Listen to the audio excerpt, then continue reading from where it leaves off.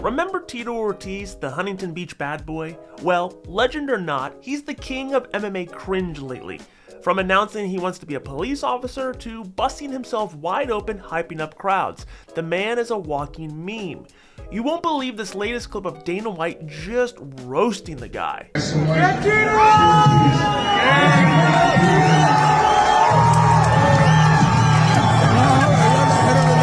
Tito does his best mic drop impression only to bounce the microphone right off of his giant head. UFC President Dana White tweeted his response saying, "That's my boy."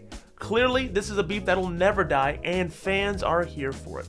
Tito Ortiz recently stated that he's looking into becoming a police officer to better his community, and it's going about as well as you would expect.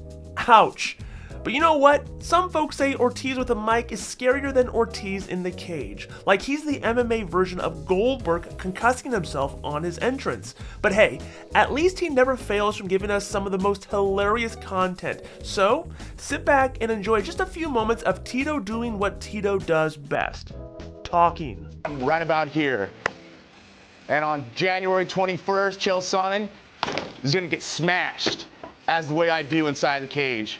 Kicking ass and taking names. And Chael Sonnen, you're next. I'm gonna dominate.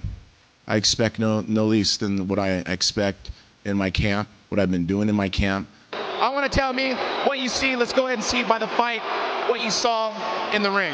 Now, is it true you're coming back in the fall, though, that the fight will be in the fall? Yes, it'll be in April. It'll be in April. I start camp probably around in the beginning of July. So, you know, I have another long camp as always, but... April? Yeah, I mean... Do you mean October, or...? October. October. Now I said, I mean, October. Did I say April? Yeah. Oh, I'm sorry. I don't know. It's a little early for me still. Yeah. Okay, yeah. Well, he talks well. His mouth has gotten him every fight, big fight that he's had. And every time when it's time to present and perform, he's failed. On Saturday night, it's not gonna change. What I do well, I come in with heart, I come in with determination, I come in with hard work and perseverance. When I get my hand raised, I don't know why. And so all the millions of fans that have had my back over the last 20 years. Tito always says I'm using my mouth to get my opportunities. The only person I know that made money using their mouth is his ex-wife. Well, just to correct you, it was never no marriage. Poor Tito. I mean, there are times where Tito is trying to be a nice guy. It just doesn't exist. He just can't do it. He just got an inability. He is a narcissist to the highest of levels, and he's a terrible communicator to the highest of levels. So when you combine those two, you really have a thing of magic. He does not know at this point, part of his narcissism, combined with he's just generally not very intelligent. As you guys get older, is it harder to get your bodies into the shape that's required to go at each other? Not with me. I mean, I've only been off for a year and a half. I'm only 43 years old. I'm an old mature. I mean, I'm matured old. I mean, very fast, but at the same time, my body hasn't matured great, just because of my father's really old. My father's 80 years old. My grandmother's 100 years old. So my body is in great shape. The thing with me is that I am smart, and I'm self-smarted basically by myself, basically from nature and smoke and drugs and doing different things. I've self-learned myself. I think everybody's starting to believe your lies now. Finally, your lies aren't becoming truth, huh, buddy? I have an interpreter here for Fyodor Emelianenko. Everybody had question of what type of heavyweight you were. You showed it once on Tim Sylvia in 38 seconds. You've done it again against Andre Arlovski in 3 minutes and 34 seconds. Let me tell you how you're feeling right now. I stay in shape, man. I stay in shape. I eat well, you know. I don't drink alcohol that much at all anymore, you know, ever. I mean, not compared to when I was in my 20s. I take care of myself now. Now it's about my kids, you know. I want to outlive my children. Of course, 100. Are the other people on the undercard getting a cut of the pay-per-views and gate, or is it just yourself and Chuck? Well, it is just me, myself, and Chuck. Buddy, on Saturday night, those little blue eyes are going to be sparkling even more, man. Just wait and watch. Just wait and watch. This is my kingdom. And on Saturday night, I'm going to roar. I'm going to show jackals like this guy, Chael, the P, Sonnen, what a king's truly like. You know, lastly, Chuck feels like he stole your thunder, and this is sour grapes from you. Like, it's personal because, in a way, you're jealous of him. How does hearing that out of his mouth fall on your ears? Jealous of him? This guy can't even put a fucking sentence together, man. Are you kidding me right now? He's reaching for those grapes. He's trying to make his wine, and the wine's already sounding like a violin with that cheese and wine. I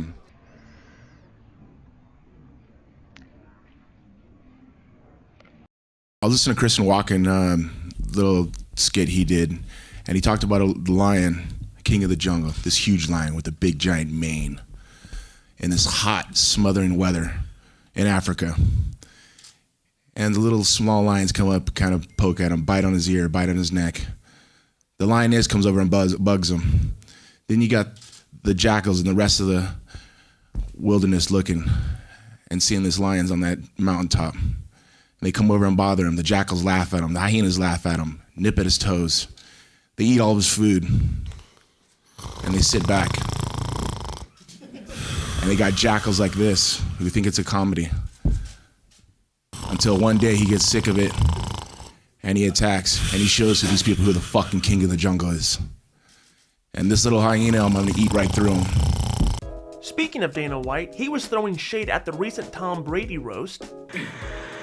Actually, let me get into this real quick. It pisses me off. I flew all the way out here, and you guys give me 60 seconds.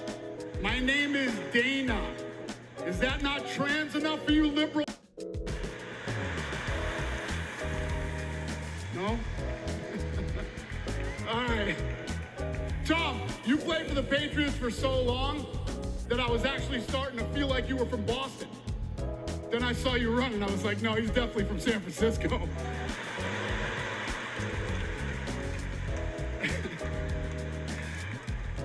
You led the league for 20 years in passing as a straight guy. Come on. That was a good one. Hey, I got two of the baddest dudes in the world here right now. Sugar Sean O'Malley and Max Holloway. Tom, you would have been a great fighter. You're already the master of the ground and pound. That's what you call coffee dates with your boyfriend, Alex Guerrero. Turns out, even UFC bosses aren't happy with Netflix giving them only a minute on stage. Alright, let's shift gears to the bantamweights. Sean O'Malley, champ and meme lord himself, is getting called out. Pantoja, the flyweight kingpin, claims he finished O'Malley in sparring years ago, and he'll gladly move up to do it again. O'Malley's not backing down. But is this just social media hype? I smell a potential grudge match in the works. In a video posted to X, Sean O'Malley shared this video. Alright boys, I don't like releasing sparring footage, but Pantoja just can't keep my name out of his mouth. I didn't even bring it up initially. Pantoja brought it up. I don't know why he brought it up. I literally finished him in the first round with a liver kick. Literally called it off in the first round. So for him to talk about sparring, it's wild. I'm not going to show the finish because that's just mean, but I will show you guys this. Fucking little 2 to the lips, took him down, was easy. Congratulations, buddy. O'Malley won a unanimous decision over Marlon Vera at UFC 299 this past March, and rumors suggest that he will defend his championship next against Merab Dvalishvili, although the UFC has yet to confirm this. And the heavyweight mess continues. Tom Aspinall, our interim champ, is unsure if he'll ever get a chance to fight Jon Jones. He continued, "As I've said, we can chat about Jon if he ever signs a contract with my name on the other side of it. Right now, let's be honest, it's not looking very likely." Aspinall also had this to say. Tom, no one's ever defended an interim belt when there's an active title belt out there. Is it frustrating to be like, making history for all the wrong reasons, if you like? When you want the big one. It's happened a few times. Not in heavyweight. Not in heavyweight. And as Nick said, I don't believe it's happened when the champ is actually talking about coming back. Exactly. Yeah. Strange, I'm going to throw a big word in here, juxtaposition. Yes. I'm in. Wow, Tom, you've changed. I'm very clever, very intelligent, but I feel like I'm the best in the world. And I need to be, I feel like if you're the best in the world, you need to be prepared to prove that. and I am. I was quite shocked when you guys met up at that expo recently, and it was a nice interaction, and you said, you know, you were so respectful, and you said, I would love to share the octagon with you one day, something like that. And he said, we'll see, and I was shocked that he didn't take that opportunity to say, listen, Tom, of course, I'm the champion, you're the interim champion, I've got Steve here, let me take care of that, and don't you worry, sunshine. You know, we're going to throw down, we're going to dance, and, you know, you're going to realise how great I am, or something like that. But he just said, what did he say? He said, we'll see, right? Yeah, something along. I'm the same, I think. Why did he not say, right, let me get through Stipe, mate, and I'm going to come for you? That's what I would have said. Of course. But Jon Jones is Jon Jones, who knows? Furthermore, Tom Aspinall and Jon Jones are working on their returns, but they won't fight each other.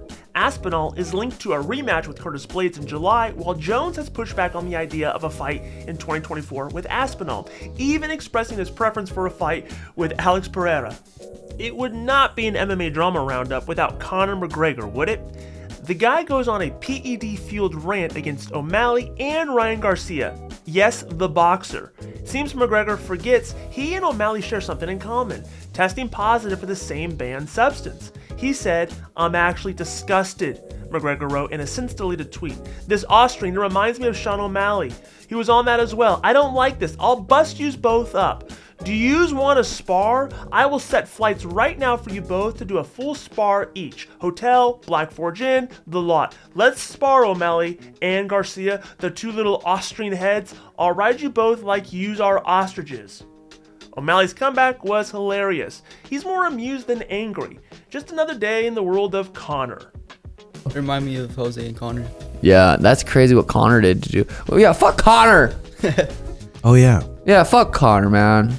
I seen a lot of people being like, damn, I bet Sugar's sad. Sugar always just talks nothing but great about Conor, and like he's a fucking idol. And like, and then he just went on a little tweet rant, fucking booger sugared up, talking shit. I feel like he's out for a spar. I'm like, bro. That'd be sick. Imagine Conor at the gym. Yeah, right. You know, but yeah, I was more sad than mad. I'm like, God. Because it really was you're one of your favorites forever. Oh, yeah. Now I cannot wait to see Michael Chandler absolutely just sleeping. I'm turning up. I'm changing up real quick. Fuck Conor. Fuck Conor. When you're right, idols turn to rivals. Like a week before, you guys talked about going out on the yacht. Yeah, I'm like, that'd be sick to train with him. He obviously was probably on some good amount of fun stuff. I think the tweet got deleted pretty quick. But it is what it is, man. Mm-hmm. I cried for a little bit. I'm over it. Now let's get serious for a moment. Dustin Poirier versus Islam Makhachev is locked in for UFC 302. Big stakes, and Poirier admits Makhachev might be even tougher than Khabib was. This guy's got striking, submissions, the whole package. Can Poirier pull off the upset and avenge his loss to Khabib? Poirier had this to say. Islam's submission game, jiu-jitsu-wise, is a bit more versatile than Khabib's was. Khabib had some chokes that he did really well, but Islam's put himself in bad positions going for arm bars. He also went on to say, maybe he loses a position, but he uses his wrestling to get it back. Islam's a bit more of a threat jiu-jitsu-wise in scrambles, and his striking is better than Khabib's. And finally, the welterweight division is heating up. Garry, the rising star, is ready to throw down with Colby Covington. The trash talk is already legendary, but will Covington actually man up and face Garry? This could be the breakout fight that Garry needs. Covington initiated the rivalry by shooting Garry and his family, but Garry refused, and Covington claims Garry is unserious about fighting him. Garry went on to say, obviously what people want to know, are you getting a fight for UFC 303? What's happening there? Look, Colby needs to stop running. That's the truth. I feel like Colby's running. He doesn't want to say yes, and he's going to make any excuse he possibly can. That's the truth.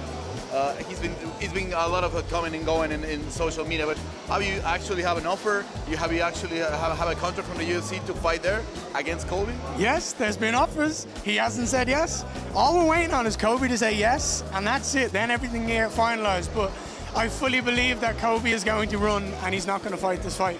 I feel like he's going to take every opportunity he can to run away from me. And lastly, check out yesterday's roundup of hilarious MMA memes that we've put together for you.